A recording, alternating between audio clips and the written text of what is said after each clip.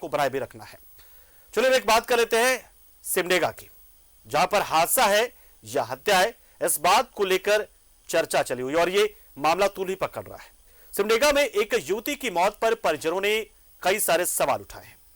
परिजनों ने दुष्कर्म के बाद हत्या का आरोप लगाया, जिसके बाद लोगों का गुस्सा फूट पड़ा। जांच और कार्रवाई की मांग को लेकर बीजेपी भी सड़क पर उतर आई। एक रिपोर्ट आपको दिखाते हैं और उसके बाद हमारे सहयोगी आशीष शास्त्री जुड़ेंगे, उनसे जानेंगे थोड़ी और डिटेल रिपोर्ट इस खबर से जुड़ी और थोड़ा अपडेट भी। सिमडेगा में युवती की संदिग्ध मौत, दुष्कर्म के बाद हत्या की आशंका। सिमडेगा सदर अस्पताल में घायल युवती के इलाज के दौरान मौत हो गई। सोमवार की रात करीब 8 बजे चांद अंसारी नामक एक युवक ने अपने दोस्त के साथ मिलकर उसे अस्पताल में भर्ती कराया था। चांद अंसारी ने युवती के सड़क हादसे में घायल होने की बात कही थी, लेकिन परिजनों ने उसके दावे पर सवाल उठाए। साथ ही अपहरण के बाद दुष्कर्म और हत्या का आरोप भी लगाया है। तो पहले तो एक्सीडेंट बोल रहा था, अभी सामने आके देखे तो हम लोग को तो पत्थर से मारा हुआ है जैसे लग रहा है। हत्या का मामला से हमको लगता है कि यही हत्या है, फिर अपहरण हुआ है, दुष्कर्म भी हुआ है। मेरा तो यही मानना है। तो क्या चाहती हो पुलिस से? मैं पुलिस से यही चाहती हूँ कि जो भी इस तरह के करते हैं मुजरिम, उनको कड़ी से कड़ी सजा मिले। मैं फांसी की सजा चाहूंगी। युवती की मौत के बाद लोगों का गुस्सा फूट पड़ा। बीजेपी भी सड़क पर उतर आई। बीजेपी कार्यकर्ताओं ने सड़क जाम कर दिया। पूर्व विधायक बिमला प्रधान ने एसपी से बात की और पूरे मामले की जांच की मांग की। और चांद सभी लोगों का मोबाइल स्विच ऑफ है। अगर सही लोग रहते तो वे लोग सामने आते। हम लोग को शक है कि बलात्कार करके हत्या कर दिया गया है, इसलिए हम लोग उन लोगों का गिरफ्तारी चाहते हैं। कि प्रथम दृष्टि में अगर उस कॉल जिसने किया है और वहां तक पहुंचाया है तो उसे डर किस बात की है कि अगर वो निर्दोष है तो उसको सामने आना चाहिए, और वो स्विच ऑफ करके रखा हुआ है जो सूचना मिल रही है उसके अनुसार, तो उसको कम से कम पकड़ के तो लाए। हम लोग भी जानना चाहते हैं कि वास्तविकता क्या है। बानो की रहने वाली युवती 31 अक्टूबर की सुबह अपने मामा के घर जाने के लिए घर से निकली थी, लेकिन शाम 7 बजे एक अनजान नंबर से फोन आया और कोलेबिरा में सड़क हादसे में युवती के घायल होने की खबर दी गई। जिसके बाद परिजन आनंद फानन में कोलेबिरा सीएचसी पहुंचे, जहां युवती को सिमडेगा सदर अस्पताल रेफर करने की जानकारी मिली, लेकिन जब तक परिजन सदर अस्पताल पहुंचते युवती जिंदगी के जंग हार गई थी। फिलहाल पुलिस मामले की जांच में जुटी है। सिमडेगा थाना से आए हैं। हम लोग रात में ड्यूटी से गया हुआ था, कम से कम लगभग 9:30 बजे आके हम लोग देखे, तो सुबह हम लोग आके इनका पोस्टमार्टम करने की जो अगले प्रक्रिया है उसको हम लोग कर रहे हैं। अब यह हादसा है या फिर हत्या, ये तो जांच में ही सामने आएगा। फिलहाल पुलिस को पोस्टमार्टम की रिपोर्ट का इंतजार है। न्यूज़ 11 भारत के लिए सिमडेगा से आशीष शास्त्री की रिपोर्ट।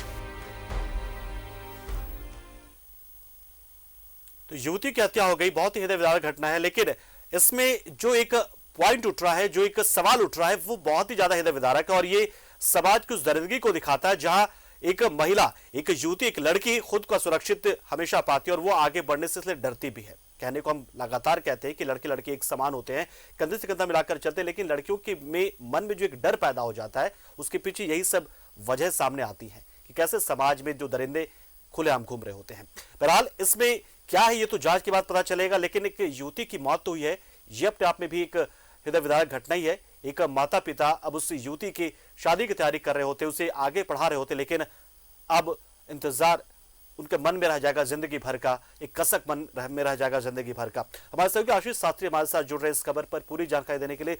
आशीष जी, क्या उस पोस्टमार्टम की रिपोर्ट का जिसका इंतजार हो रहा था, क्या उस रिपोर्ट से जुड़ा कोई अपडेट आ गया और पुलिस किस तरीके से इस मामले में आगे बढ़ रही है? और जो एक बात हो रही बार बार लगातार कि वो जिस फोन से सूचना मिली वो फोन ही स्विच ऑफ आ रहा है। जी बिल्कुल पंकज, देखिए जिस तरह से आज ये पूरा घटनाक्रम कल शाम से ही जो चल रहा है, आज दोपहर तक चलता रहा, आज शाम तक चलता रहा, उसे देखकर यही लगता है कि ये कहीं ना कहीं से एक लड़कियों के लिए एक बहुत खराब संदेश जा रहा है, जो बाहर रहकर पढ़ाई करती हैं, उनके आजादी पर प्रश्न भी खड़ा हो रहा है कि आखिर क्यों इस तरह से हो रही है, क्या लड़कियां बाहर सुरक्षित नहीं है। आज जिस तरह से पूरा घटनाक्रम देखा गया, पुलिस मामले की तहकीकात में है, पोस्टमार्टम रिपोर्ट भी उम्मीद है कि कल शाम तक आ जाएगी। हालांकि एसपी से हमारी अभी कुछ देर पहले बात हुई, उन्होंने कहा कि अभी तक जो मामला आ रहा है, मामला दुर्घटना से जुड़ा ही आ रहा है, लेकिन पुलिस छानबीन कर रही है। वे भी कुछ स्पष्ट अभी नहीं कहे। उनका भी कहना है कि पोस्टमार्टम रिपोर्ट आएगी, उसके बाद ही खुलासा होगा कि आखिर इस लड़की की मौत कैसे हुई, क्यों हुई, ये तहकीकात की जा रही है। और जो एक लड़के का नाम आ रहा है चांद अंसारी, पुलिस उसकी तलाश में जुटी है। उसकी गिरफ्तारी के बाद सारा मामला क्लियर हो जाएगा कि आखिर इस पूरे घटनाक्रम के पीछे कहानी क्या थी। क्योंकि ये लड़की अपने मामा के घर जाने के लिए बोलकर निकली, लेकिन वो मामा के घर नहीं पहुंचकर उसका शव उसके परिजनों के हाथ ये पड़ा। तो निश्चित रूप से एक सोचने वाला प्रश्न है पंकज कि हाल के दिनों में जिस तरह से घटनाएं घट रही है, चाहे वो दुमका हो, चाहे सिमडेगा हो, चाहे कहीं और, लड़कियां बिल्कुल असुरक्षित हो जा रही हैं। बाहर रह के कैसे पढ़ाई करेगी, ये सबसे बड़ा सवाल है।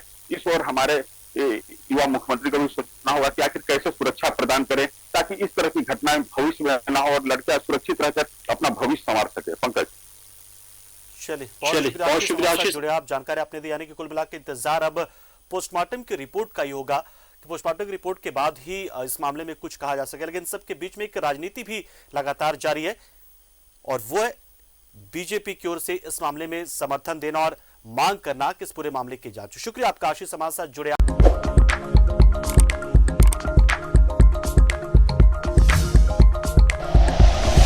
Like and share videos, subscribe करें हमारा चैनल और प्रेस करें बेल आइकॉन। न्यूज़ 11 भारत, सच है तो दिखेगा।